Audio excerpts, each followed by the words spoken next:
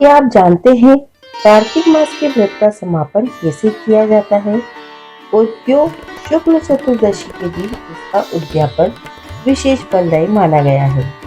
नारद जी स्वयं भगवान विष्णु से इस विधि को जानकर धरती पर लाते हैं ताकि भक्तों को पूर्ण फल प्राप्त हो सके।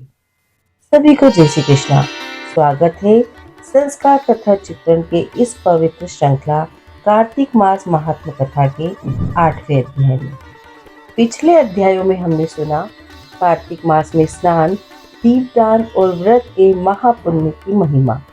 और अब इस अध्याय में देवर्षि नारद जी स्वयं बताते हैं कार्तिक मास के उद्यापन की विधि, जो शुक्ल चतुर्दशी के दिन की जाती है। यह दिन केवल एक समाप्ति नहीं बल्कि व्रत की पूर्णता और भगवान विष्णु की प्रसन्नता का प्रतीक है। तो आइए भक्ति भाव से सुनते हैं नारद जी द्वारा वर्णित कार्तिक व्रत उद्यापन की विधि। बोले विष्णु भगवान की जय। जिसकी दया से सरस्वती भाव रही उपजाए, कार्तिक महात्म का कमल खिले 8वां अध्याय। नारद जी बोले, अब मैं कार्तिक व्रत के उद्यापन का वर्णन करता हूँ, जो सब पापों का नाश करने वाला है। व्रत का पालन करने वाला मनुष्य कार्तिक शुक्ला चतुर्दशी को व्रत की पूर्ति और भगवान विष्णु की प्रीति के लिए उद्यापन करे। तुलसी के ऊपर एक सुंदर मंडप बनावे, उसे केले के खंभों से संयुक्त करके नाना प्रकार की धातुओं से उसकी विचित्र शोभा बढ़ावे। मंडप के चारों ओर दीपकों की श्रेणी सुंदर ढंग से सजा कर रखे। उस मंडप में सुंदर बंदरवारों से सुशोभित 4 दरवाजे बनावे और उन्हें फूलों से तथा चंवर से सुसज्जित करे। द्वारों पर पृथक पृथक मिट्टी के द्वारपाल बनाकर उनकी पूजा करें। उनके नाम इस प्रकार है: जय, विजय, चंड, प्रचंड, नंद, सुनंद, कुमुद और कुमुदाक्ष। उन्हें चारों द्वारों पर तुलसी की जड़ के समीप 4 रंगों से सुशोभित सर्वतोभद्र मंडप बनावे और उसके ऊपर पूर्ण पत्र तथा पंचरत्न से संयुक्त कलश की स्थापना करें। कलश के ऊपर शंख चक्र गदाधारी भगवान श्री हरि का पूजन करें। भक्ति पूर्वक उस तिथि में उपवास करें तथा रात्रि में गीत, वाद्य, कीर्तन आदि मंगलमय आयोजनों के साथ जागरण करें। जो भगवान विष्णु के लिए जागरण करते समय भक्ति पूर्वक भक्त संबंधी पदों का गान करते हैं, वे सैकड़ों जन्मों की पाप राशि से मुक्त हो जाते हैं। जो मनुष्य भगवान के निमित्त जागरण करके रात्रि भर भगवान का कीर्तन करते हैं, उनको असंख्य गोदान का फल प्राप्त होता है। जो मनुष्य भगवान की मूर्ति के सामने नृत्य गान करते हैं, उनके अनेक जन्मों के एकत्रित पाप नष्ट हो जाते हैं। जो भगवान के सम्मुख बैठकर कीर्तन करते हैं और बंशी बजाते हैं, उन्हें भगवत भक्तों को प्रसन्न करते हैं तथा भक्ति से रात्रि भर जागरण करते हैं, उन्हें करोड़ों तीर्थ करने का फल प्राप्त होता है। उसके बाद पूर्णमासी में एक सपत्नीक ब्राह्मण को निमंत्रित करें।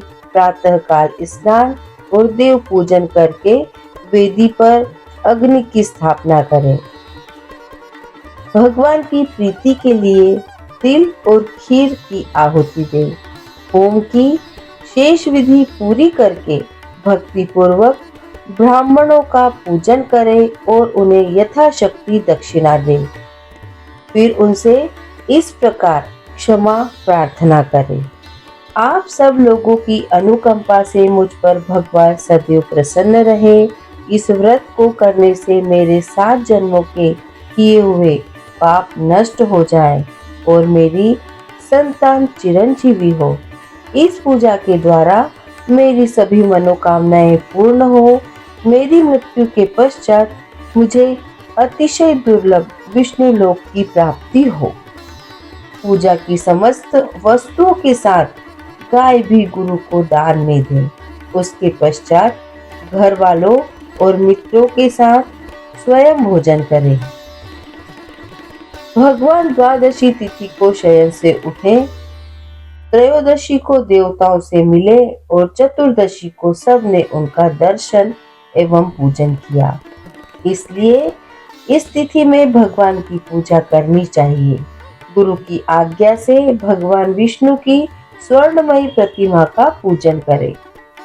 इस पूर्णिमा को पुष्कर तीर्थ की यात्रा श्रेष्ठ मानी गई है। कार्तिक माह में इस विधि का पालन करना चाहिए। जो इस प्रकार कार्तिक के व्रत का पालन करते हैं वे धन्य और पूजनीय है। उन्हें उत्तम फल की प्राप्ति होती है। जो भगवान विष्णु की भक्ति में तत्पर हो कार्तिक में व्रत का पालन करते हैं, उनके शरीर में स्थित सभी पाप तत्काल नष्ट हो जाते हैं। जो श्रद्धा पूर्वक कार्तिक के उद्यापन का महात्मा सुनता या सुनाता है वह भगवान विष्णु का सायुज्य प्राप्त करता है। बोलिए विष्णु भगवान की जय। और इस अध्याय में हमने जाना कि कार्तिक मास का व्रत केवल नियमों का पालन नहीं बल्कि यह भक्ति, संयम और समर्पण की पराकाष्ठा है। नारद जी ने बताया कि जो भक्त शुक्ल चतुर्दशी के दिन सच्चे मन से व्रत का उद्यापन करता है वह सभी जन्मों के पापों से मुक्त होकर भगवान श्री हरि के परम धाम को प्राप्त करता है। बोलिए विष्णु भगवान की जय। ये भक्तों, यह था कार्तिक मास महात्मा कथा का 8वां अध्याय, जिसमें हमने सुना नारद जी द्वारा वर्णित व्रत उद्यापन की विधि और उसका आध्यात्मिक महत्व। अगर आपको यह अध्याय अच्छा लगा हो तो वीडियो को लाइक करें, शेयर करें और चैनल को सब्सक्राइब करना न भूलें। कमेंट में जय श्री दामोदर अवश्य लिखें ताकि हम सभी में भक्ति का प्रकाश फैल सके। अगले अध्याय में हम सुनेंगे कार्तिक मास के समापन पर भगवान विष्णु के आशीर्वाद और फल की कथा। जय श्री कृष्णा।